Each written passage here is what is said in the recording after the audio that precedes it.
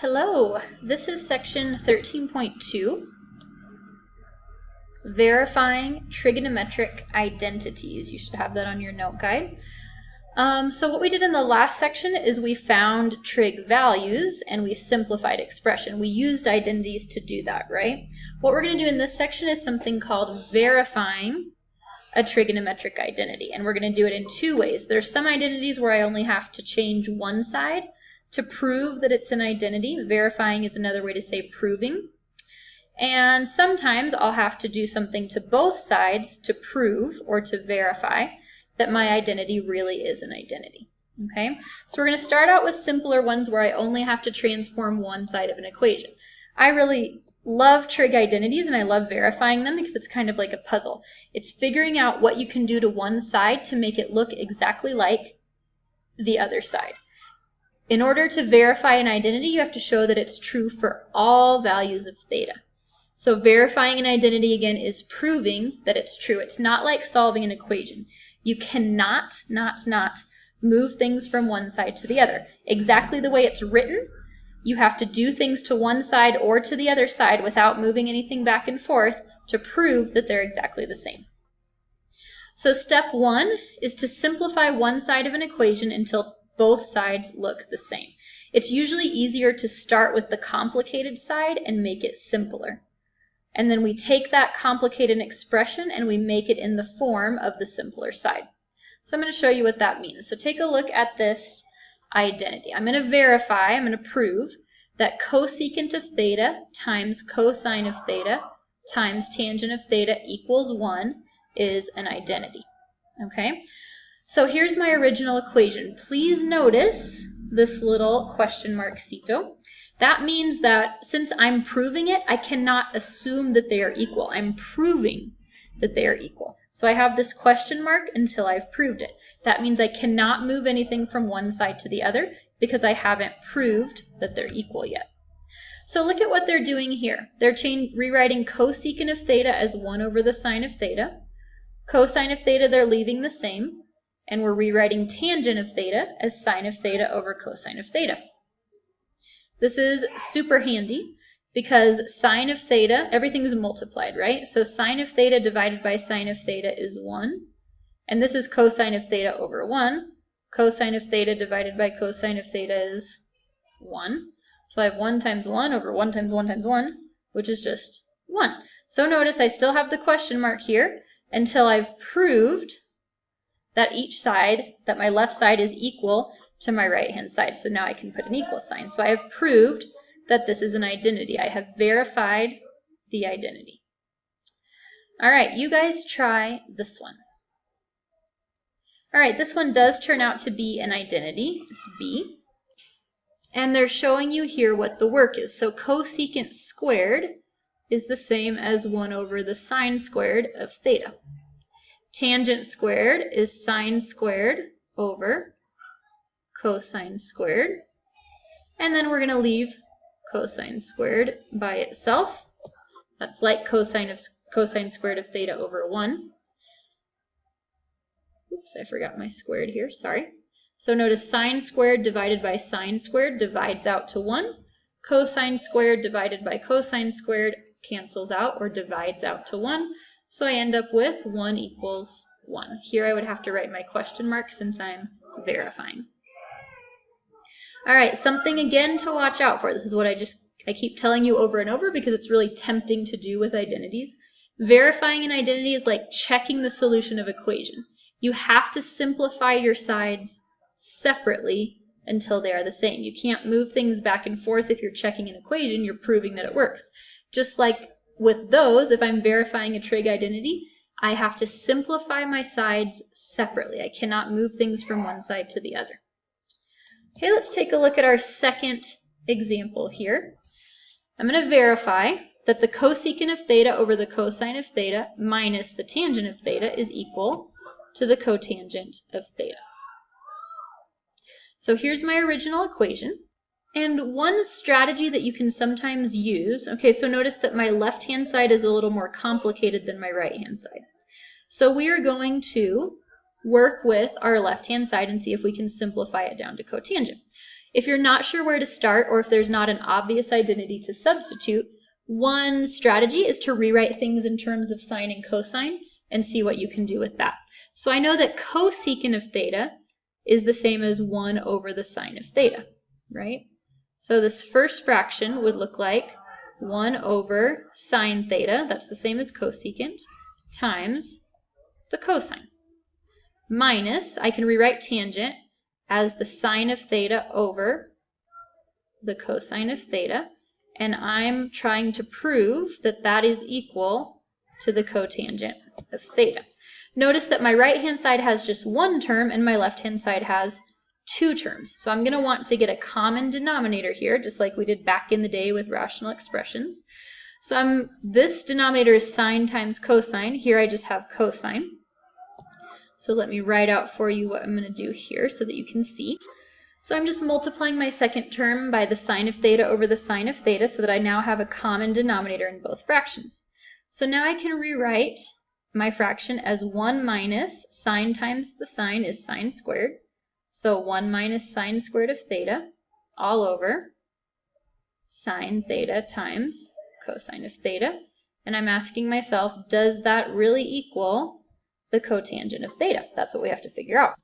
Well, this is kind of hard to simplify right now, but I should recognize that my numerator looks kind of like one of those Pythagorean identities. Remember, we have this identity, cosine squared of theta plus sine squared of theta is equal to 1. If I subtract sine of theta from both sides of this identity, I know that 1 minus sine squared of theta, which is what my numerator is here, is equal to cosine squared of theta. So I'm just going to rewrite this fraction. Instead of 1 minus sine squared, I'm going to write cosine squared of theta over sine of theta, cosine of theta. And I'm asking myself, does that equal the cotangent of theta? All right, cosine squared of theta. Remember that cosine squared of theta is just the cosine of theta times the cosine of theta, just like x squared is x times x, same thing. So that means that I can divide out one of my cosines, and I'll just be left with 1 cosine of theta in my numerator. So that leaves me with the cosine of theta over the sine of theta. And I'm asking myself, does that equal the cotangent of theta? And it happens that we do know that cosine over sine is equal to cotangent. So now I have verified my identity and I can write the equal sign. All right, here's one for you to try. It seems to be missing a part. 1 second. Oh, never mind. It's fine. They just want you to see which one of these 4 options would fill in the right-hand side. So simplify this down and see which one of these it matches with. Okay, you should have gotten secant squared of theta. And here's the work for how you could get there. I started with my denominator. I rewrote cotangent as cosine over sine. When I do that, this is like the sine of theta over 1. So my sines would divide out there, and I'm just left with cosine. Then I know that secant is 1 over cosine, right? So this cosine is still in the denominator. Secant is 1 over cosine. So that's 1 over cosine squared, which is secant squared.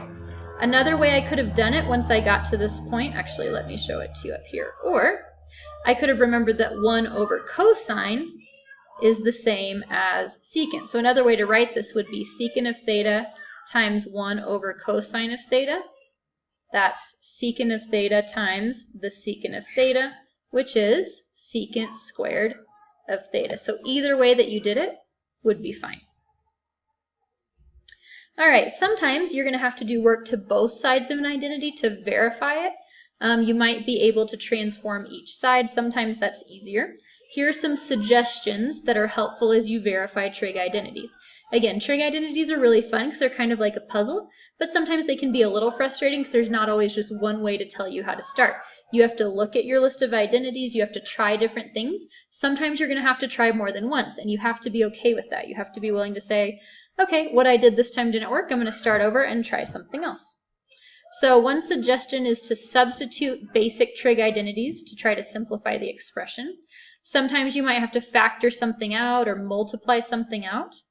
And you might have to, like we did in one of our examples where we got a common denominator, you might have to multiply your numerator and denominator to get a common denominator to be able to add or subtract fractions. Again, I mentioned this one earlier, but if you get really stuck, you can try to write everything in terms of sine and cosine, and then just start simplifying as much as you can. Remember that the properties of equality do not apply to identities until I've verified them. So don't multiply both sides by 2. Don't subtract things from one side to the other. Okay, you can't do that because you're proving that it's equal. All you can do is replace things on one side with trig identities that you know are true. You can cancel, you can combine fractions, but you can't multiply both sides or subtract from both sides or add to both sides or divide to both sides. Okay, because you're proving that they're equations. You're verifying it. When it's unverified, you can't assume that you can treat it like an equation. All right, so let's take a look at this identity, and we are going to verify it.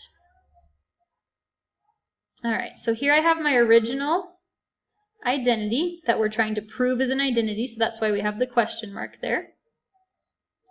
And what they're going to do here is express everything in terms of sine and cosine. Right, that's going to help me because I see that my right-hand side is one fraction. So being able to rewrite cosecant and secant in terms of sine and cosine is going to give me a fraction. And cotangent is easy to rewrite. So here they rewrote cotangent as cosine over sine. And they rewrote the cosecant of theta as 1 over the sine of theta. And the secant of theta as 1 over the cosine of theta. All right, so now what we're going to do is we're going to make my left-hand side into one fraction. Let me come back here a second. So here my denominator is sine, here my denominator is cosine. So what I'm doing is I'm multiplying this fraction by cosine of theta over cosine of theta. And I'm multiplying this fraction by sine of theta over sine of theta. Sorry for the kind of messy writing. So this gives me the cosine of theta over cosine of theta, sine of theta, plus the sine of theta over sine of theta, cosine of theta, equal to the other side. I'm not going to rewrite that right now. So that means that this side can be the cosine of theta plus the sine of theta. I can add them now that I have common denominators. My common denominator is cosine of theta, sine of theta. So that's how they get to the next slide. Okay. So notice that that's what my left-hand side looks like. And then what they did here on the right-hand side is they just multiplied the numerator and denominator by the sine of theta so that I would get the same denominator on the left-hand side and on the right-hand side so that it will make it easier to compare. So here, this part to the right was my original part. They're just multiplying the numerator and the denominator by the sine of theta. So now we're going to simplify the right-hand side. In my numerator, I'm going to distribute the sine of theta. So the sine of theta times 1 is the sine of theta. Sine of theta times the cosine over the sine is just cosine because the sines will divide out to 1, right? Because you would get the sine of theta times the cosine of theta over the sine of theta. The sine of theta would divide out, so you're just left with cosine of theta. So now my left and right side look exactly the same. I have cosine of theta plus sine of theta over my denominator, and I have the same thing on the right-hand side, so I verified that that is an identity. Okay, so now here's the last one I want you guys to try. All right, you should have answered with A. Yes, it is an identity. Sine plus cosine is equal to this lovely expression. So what they did here is they transformed this right-hand side to look like this. Let me show you what they did real quick. Okay, so here was their process. I'm just showing you down here what they did to the right-hand side. That's why I have equal signs. So they rewrote it as 1 plus sine over cosine, because tangent is sine over cosine. Then I multiplied my 1 by cosine over cosine so that I would have a common denominator. And then I have the cosine plus the sine all over cosine. That's what they did with the numerator. In the denominator, I just rewrote secant as 1 over cosine. Okay? So when I get to this point, I have a complex fraction, so I take my numerator times the reciprocal of the denominator. The cosines divide out to 1, and I'm left with cosine plus sine.